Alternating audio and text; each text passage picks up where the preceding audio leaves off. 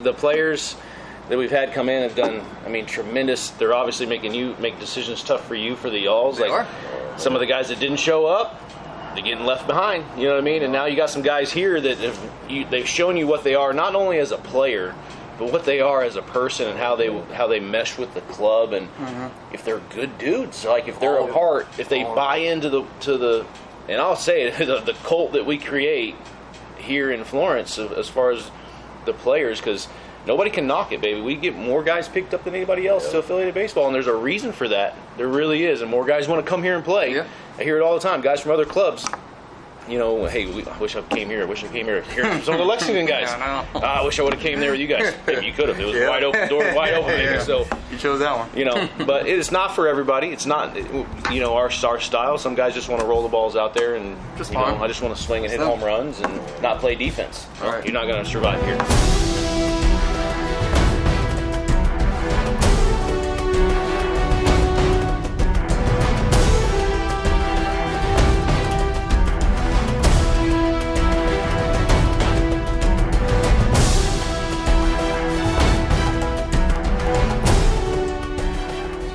Hey Florence Nation, Brian White here.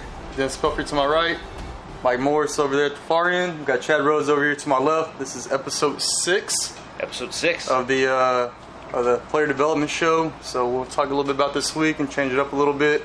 Build a little bit different topics as far as what we've been doing previously. But once again, we'll let Chad Rhoades take it over from. Come on, just a shout out. Messing me up, man. From there. Yeah. A little nos. Full Throttle's not giving us any love, so Chad Rhoades going to the nos today. Yeah. I'm gonna tag him today. Straight across the bottom. A couple things we want to talk about today. Hit on this in the booth the other night. I got to be up in the booth when y'all series. It was pretty sweet. But I think I want to talk about, which I think will open up the floor to be able to discuss how some of these guys are developing, is some of the guys came on thinking that the people here, us, that we're going to develop them, or they're going to come in and develop some type of pitch or develop a new way to learn how to pitch or whatever. But to me, that's not it. And they're thinking about it and what this is on this side and what makes it really so different than the other side. And I want to get you guys' take on this, but in my mind, it's what makes this side so different is the atmosphere that's created to allow players to come in and to develop themselves. Because I'm always under the idea that you can't teach anyone anything, that they have to learn it. And so they can't learn that if they're not in the environment to be able to learn and they're being taught the right things. So the environment, I think, that you guys created, it's been really cool to be able to see guys come in, free it up, and develop themselves, to develop into who it is that they actually want to be. So I kind of want to get the take on how and the thought process behind going to the field and the pre-work and planning that you guys do and able to ensure that the environment's going to be there. Because if the environment's not there and the atmosphere's not there, then players aren't going to get any better. Yeah, it's like the human body type thing where you've got a skeleton and then everything that grows around it is the body of work. So that's where people are different. Everybody's different in the way they look, the way they react, the way they talk. And it's the same for baseball players. For me, it's like, the way we've designed the Florence Freedom before the Y'alls, changed the name to the Y'alls, and the way that we've done everything is based upon structure and organization. And we can kind of skew off that structure a little bit and do certain things, like we talk about the double play stuff we started doing, because this was an area that we weren't getting better at, so we needed to get better at it, still using the same time frames and the same structure. I keep going back to it, but build off of that and the BP routines. And so we kind of evolve our stuff to help those players. But the other thing too is some of the players we have here, they're helping each other, and we try to build that trust in each player. Like you've got Chad Cedillo here, played AAA for the Tigers at 287 or something, 278 or something like that in AAA last year. That guy can help a lot of players here, and he does. You know what I mean? But they ask questions, the younger players, and so it creates a very dynamic group of guys all working for the same goal, trying to get to the big leagues. Yeah, and I think to kind of build off that, it really does start with us. I think they get to watch us and how free we are, and we're able to try different things. And you have all these different ideas. You have all these different ideas, and we're throwing them around. Ideas guy. You are an ideas guy. They throw them around, but we make mistakes too. Sure. And we're allowed to move on and learn from them. and then not make a big deal out of it. And I think that they see us that, okay, they're able to be free and they're able to make mistakes, and then so they feel the pressure kind of come off their back that, hey, it's okay to make mistakes, and I can learn from this, and then I can go and talk to other guys that have been at higher levels and kind of pick their brain and whatnot, and just start picking different ideas and see what really works for me. And then whenever they're able to kind of buy into that, let me try this. Okay, that kind of works. Or let me try this idea. That one didn't really work for me. That's not really who I am. And kind of really pick and choose who they are without really any consequences at all this year. If you don't try something out, you're never going to realize if it's right or wrong. Right. Absolutely. I always go back to my son Jackson. You know, we take him to the beach for the first time. He grabs the thing of sand, throws it in his mouth because he's like, "Oh, it looks good. I'm gonna eat it." And he's like, "Oh," kind of gagging or whatever. His mouth cleaned out. He's crying. Not 5 minutes later, set him down at a different part of the beach, same sand. Oh, this one's better. You know, he throws it right in the mouth. So he keeps trying it over and over. That's in reality, that's what we need to be as people and baseball players is try things out. If a coach sees something, hey, try this. You know, it's okay to try it, and it's okay not to use it if you don't like it, if it doesn't feel good for you. So I think too many coaches try to overcoach a little bit, and you know, if a guy's hands are here, oh, you got to put him here. Well, why? What's wrong with him here? Like, what's the problem? Let's find the root instead of a Band-Aid, you know, type of thing. That's where I'm really big on that. I think Mike is too. Let's get to the source of the problem, and everything else will clean up. You know what I mean? I think Chad does the same thing with pitching, and so do you with pitching and catching as well too. Well, there's something I want to ask Mike. I want to ask you something and kind of build off this thought because it's on the same line. Is I have some pitchers come in thinking that they're going to develop a certain pitch or they're going to do a certain thing, but the environment and the atmosphere that's created when they got into it, I let them do their own thing, do what you want, but they're under the construct of this environment is about pitching. We're about first pitch strikes. We're about getting ahead of guys, staying ahead of guys, and putting guys away, creating space, being able to push and pull a guy. That's the environment that you're going to have to develop your stuff in. If your development of trying to fix a pitch and going out there and you're not able to compete the right way and you're not buying into the environment, that really gets exposed. We can see a couple guys that hadn't really bought into that side of it, and I'm talking about on the mound. And so in their outings kind of show that. But you see the other guys that brought their own development in, but they took it under like, okay, well, the whole developing is me becoming a better pitcher. Not just, hey, can I get my spin axis right, and can I learn to do this? It's like, well, I don't care what you can do if you can't command. You go out there and compete and see if that stuff plays, because it's going to show you that it can, unless you can command the ball, move it around, and know what you're doing. But I want to know on the hitter side, because guys come in with their own stuff too. You got a really good environment and atmosphere that you created on the hitting side. You can see it in BP. I can see it when you work with guys individually too. What is it that you've seen in some of those individuals in the atmosphere that you created of how guys have gotten better? So, like, my biggest thing, and like what we've been talking about, is I call it culture over coaches. You know what I'm saying? Trademark pending. My biggest thing is... Don't use it as an acronym. Gotcha. Hashtag it, though. But my biggest thing with these guys is, you know, just competing. You know, because pretty much, like, to me, my belief is after 18... like everything's kind of set. We can do things to clean you up. We can do things to kind of help you. But when it all comes down to it, you're who you are. Your swing is your swing. Yeah, your swing is your swing. So I want them to go out there and I want them to show off just like that. You know, just play the game just like we would if we were kids. We didn't think about swings when we were kids. We just thought about hitting the ball. You know, and I also go back to the wiffle ball mindset. You know, for me, and I tell kids all the time, I think I'm on a 950 game hit streak in wiffle ball. Like, it just is what it is. Yeah. There's not much difference. Yeah, the bat's a little lighter, the ball's a little lighter, but still swing. Still swing. I know my boys are coming at me with nasty stuff. They're throwing it hard, nasty break. What's the difference? It's not. You know, you're just playing the game. You're having fun. You're going out there just thinking, bat on the ball, right? And so my biggest thing with these guys is learning to compete. Work with the pitchers, using the hitting charts that we use for, you know, a couple years, and they're really buying into it. I love how they kind of gather around it, especially the Freedom squad. The Y'all squad really working on it now. We've got some guys on it, and it's really helped him Hunley. You know, it's really helped him. It's kind of taken him to a different level. It's almost like a cheat code, like having an idea what the guy's going to throw you in the video game, so the advantage. And like you said it best, you just get up there and compete, because I think too many times hitters, and I'm sure pitchers do the same, I see it, is you get in the box and it's like, oh, well, coach, you know, Mike told me I've got to get my hands here, and this I've got to get my heel engaged, and so next thing you know, it's punch out. You know, well, 1, 2, 3 punch out. And I'm like, oh, what happened? You know, oh, I want to do so well. You know what I mean? And it's like, maybe you're not playing the game. Like the work is done. BP, like we talked about the BP and all that stuff. Your work is done. The individual stuff with Mike. There's so many individualized players. Like, you know, for the hitting coordinator, pitching coordinator here, you have like 28, 29 guys. You have virtually the same, you know, 15 guys on each team, something like that. Each swing and each pitcher's mechanics are all individual. So there's so much work that's done for you when you're talking to guys individually. You've got to, as far as a mindset, you've got to know each guy and what makes them tick. And it's pretty impressive watching it work. But, man, like if we can get a guy to buy into that part of it, like just get in the box and compete and get mad. You know, Logan Wyatt this weekend, he had a couple bad strike calls on him a couple days ago. You can see him in the box. He does the wow, you know, like. But it locked him in. Next pitch, lefty, homer in the Pepsi party deck in Lexington. Like those are the things that we've got to find those triggers and those switches that get them to go into that compete mode.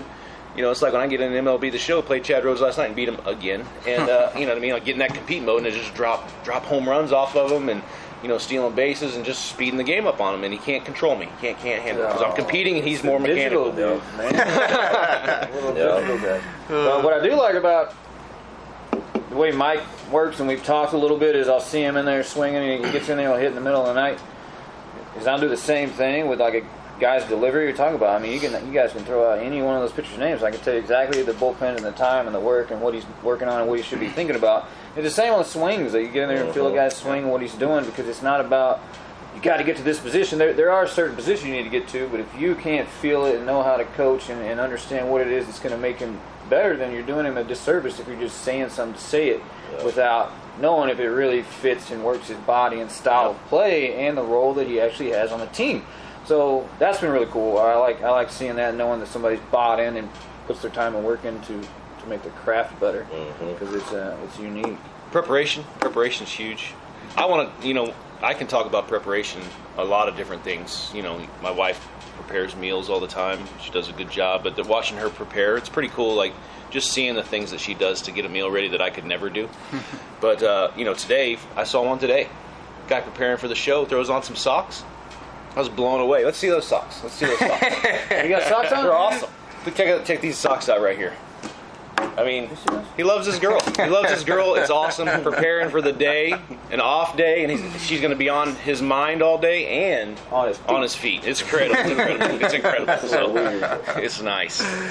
Let's. You got any more on that? No, I kind of talk about. Let's talk about Brian White's preparation for the day. Preparation for the day. Let's see what you want my daily routine or what? I want your daily routine. All right. Typically wake up around 9:30, 10 o'clock, somewhere in there on a game day. First thing I do, grab some coffee, get on the computer for a little bit in my bed, you know, just kind of go through the emails, the internet a little bit, trying to, you know, if I can learn something within that first hour, because y'all know how I am whenever I wake up. I don't want to talk to anybody for the first hour and a half of the day. That's why we had to bump the show back to 1 o'clock instead of 9 a.m. because I'm no good at that early in the day, you know. So I got to do that. Once I get my mind right on that, I'll go through the previous day's game. I typically go over the game reports or the charts that we take in the dugout. I want to go through it, see what we did. While the game's playing on the TV, too. Right, yeah. We watch those games all the time. I mean, you know, kudos to Brody. We've already said, you know, those live streams, we're able to go watch those games. I think we got back last night and watched our entire game over again with you guys. And we'll watch it again today, I'm sure. And because we want to see what you do. You want to see what we do, what we can learn, what we can get better from. Yeah. So that's the way I'll start my morning. Some days are better than others. Whenever I'm feeling good, I'll go to the gym. Some days I don't. Yeah, Mike. Oh, boy. It's probably the girl. Is that girl? Nope. I thought she was watching it live or something. No, it's not. Oh, okay. So we'll do that, and then, you know, go down to the office, talk with Mike about the lineup, and then I'll see what we have in the arms, make the lineup card out, kind of what we want to do for BP that day, the ideas on what we want to focus on, particularly rounds of certain players and how we can get better that day. So if there's something that you've seen over the past 3 or 4 games that you kind of stem off of that structure to add in, same with you, like it's you know, because some coaches or managers or whatever want to script it like this is what we're doing this week, or this is how we're doing it, this is the only way we're doing it, versus I want to go in. Some don't even say that. Yeah, I guess just not. Roll the balls out. Yeah, that's kind of true too. But I want obviously it's not scripted, right? So if we're messing up in one part of the game, or we can put a little bit more emphasis or focus, then I want to do that. Yeah. You know, some people don't believe in, oh, well, he made this mistake. You know, these 2 days we'll just brush it off and we'll get better by brushing it off. Like, no, I want to address it. I want to fix it. That way we can learn from it. From those things, like we talked about, I think a little bit last week, where you have certain times, like you have this X amount of time to get things done. Like on our Tuesday workouts, we tell ourselves we don't want to be on the field longer than 3 hours. We don't want the guys on the field longer than 3 hours. So if there's something that you're talking about that needs improved, that you've seen over the past week or the past couple games, we're going to pull from something else that we've been doing really good at, not just pull from the base running. Because I see it all the time. This is something I talked about with the Giants a lot in spring training and in our meetings and stuff. Is it seems like when there's something that any baseball team wants to work on extra, it always gets taken away from the base running, which is a very important part of the game. Yep. You know what I mean? Or even the defense sometimes gets taken away from them to work on, you know, hit and runs or hitting with runners and scoring positions, whatever. So I think how we do it and how you do it and how you talk about it is when we're pulling from another area to add into this area, it's always something that we're doing really good at. Like we've kind of got it locked in a little bit, right? Yeah, that's how I think too. But you know, we've been working together for a while, so we have the same thoughts and ideas for the most part. And that's kind of how, you know, I grasped it from the way you've always done it. And it's the same thing. And we did the same in high school. The same type of stuff, right? It's the exact same type of stuff, no matter what the level is. I even bring it to my little kids. You know, it's the same stuff. It just the level of play doesn't matter. It's just how clean can we be at the higher levels. Yeah. But you know, what you hit on the base run is very important to us. That's how we score our runs, is with the base running and our approach at the plate. But for example, yesterday we went 2 rounds of 6 to free it up off the machine. Then we went 4 rounds of 1, and we want to treat those 4 rounds of 1 as real live at bats and competition. I didn't want them fouling the ball off on that round of 1 and get out of the cage. I was like, no, now we're on an 0-1 count. Let's work and let's focus and let's grind right here. Let's lock into these 1 at bats. So it's a competition that we want to bring into every day. I want these guys competing. I want these guys locked in during this short BP time. I don't want to be out there for an hour and a half in BP, but while we're out here for this 1 hour, I do want to focus on the base running and the defensive reps and what we're actually swinging at inside the cage versus just swinging to feel good. You know, we got the T work over there if you want to swing to feel good. Or you can work with my before or after if you want to swing to feel good. But this is our time. And this always is what we're focusing on. Preparing the body before those swings take place. Not just getting in to swing off the tee so I get loose. Getting loose, you know, those are some of the staples in our structure. Is the body needs to be prepared before you do anything baseball related, because any kind of rep you do is going to lead towards progress or degress, right? Is that the right word? I don't think so. Digression? Digression? Regression. Degrassi. Right. One of the two. We ain't here because we're smart. I mean, speaking of competition, or, you know, I don't know if we need to bounce here yet, but I can't wait to talk about the All-Star Series. Wait, not yet. But the day before, I'm just excited. I just wanted to throw it out there. First, I want to do the pictures let's go something else. last series. Let's go something else. I want to go to, you brought up his name earlier, talking about Chad.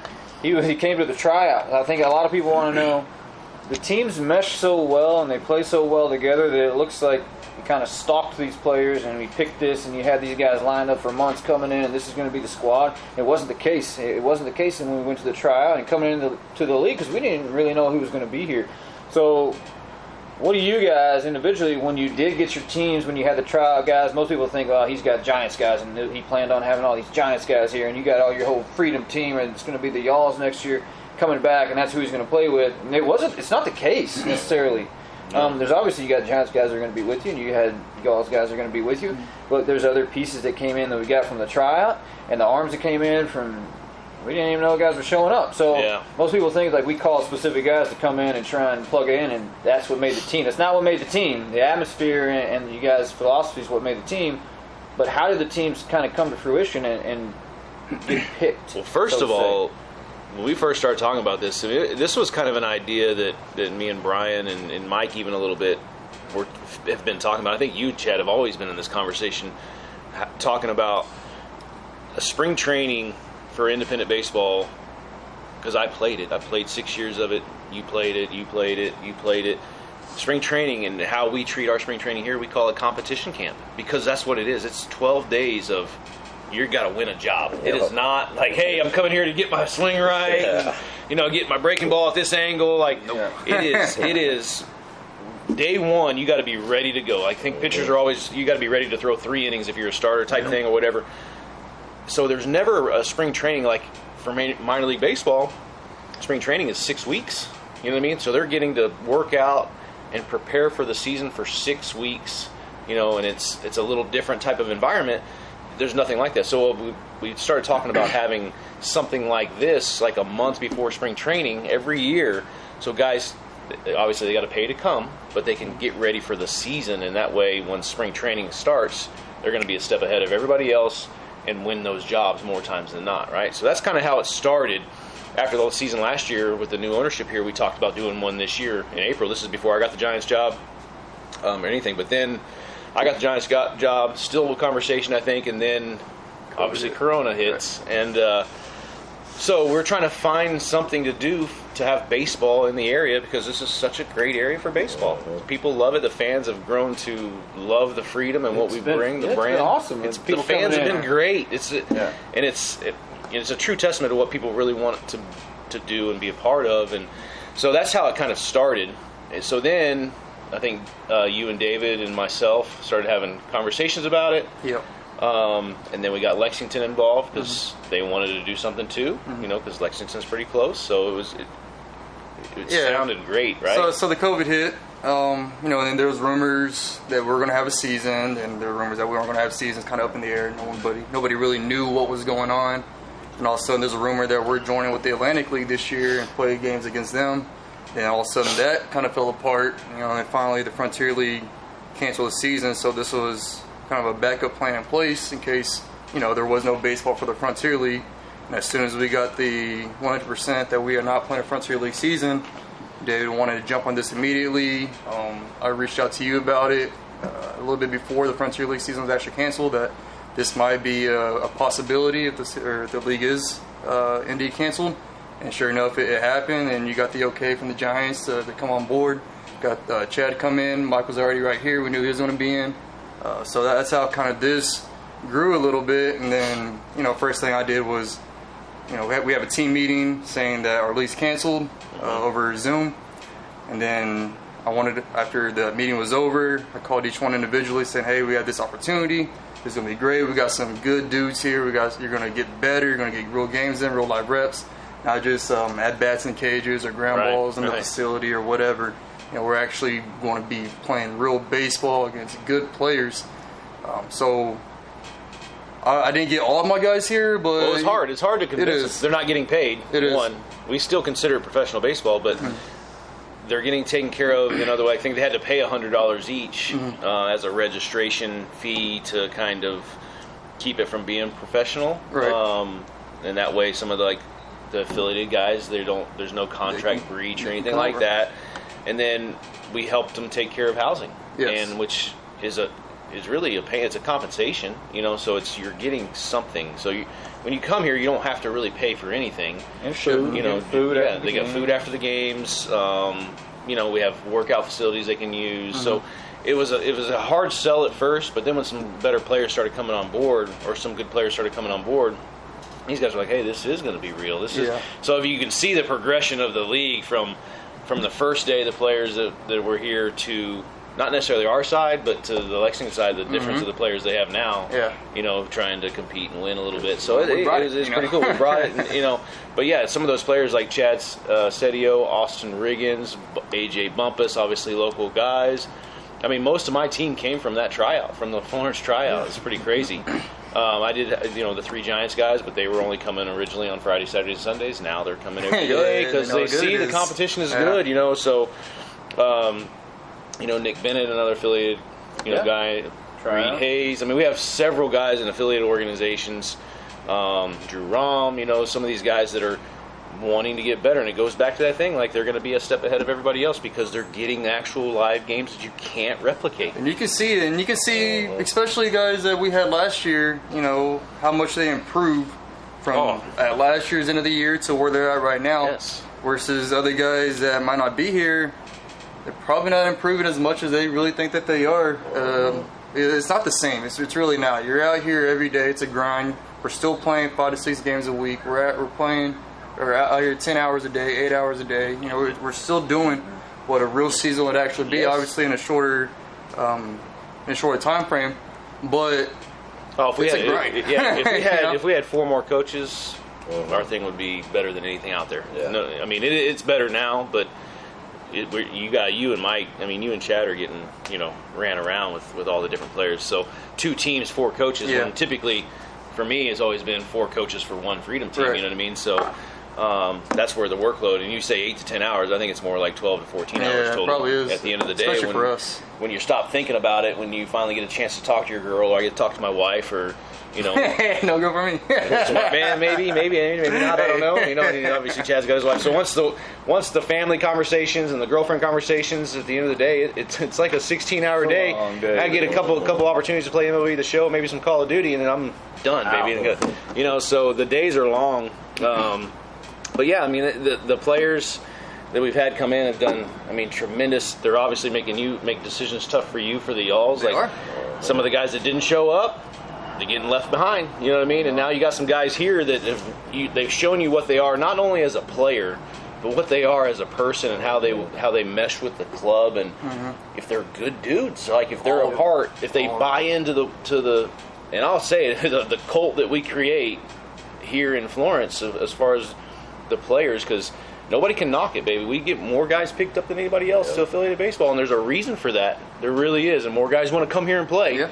I hear it all the time. Guys from other clubs, hey, I wish I came here. I wish I came here. Hear from some of the Lexington guys. I know. I wish I would have came there with you guys. Maybe you could have. It was wide open, door wide open, baby. Yeah. So You chose that one. but it's not for everybody. It's not, our style. Some guys just want to roll the balls out there, and Just fine. I just want to swing and hit Simple. home runs and not play defense. Right. You're not going to survive here. No.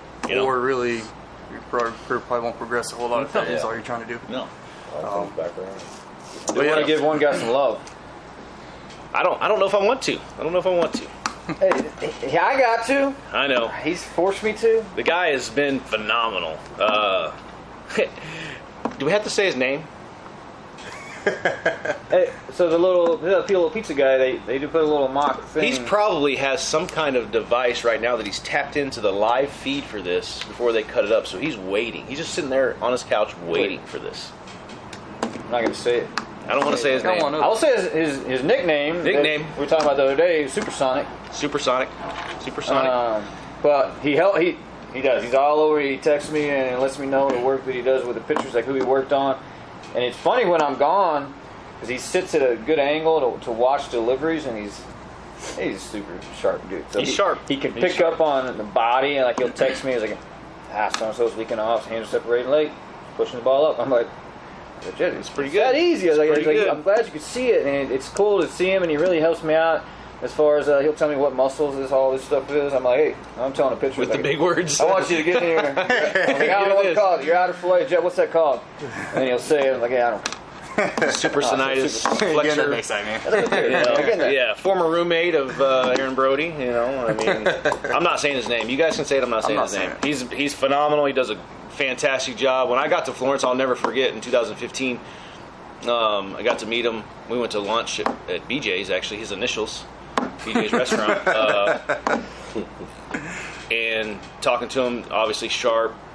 Didn't really know him, and after that first day, I mean, locked in with. I think he met with you too, Chad, and he talked about the pitcher's routine and all those things. And he's just so locked in. And you don't want to talk about preparation and getting guys ready.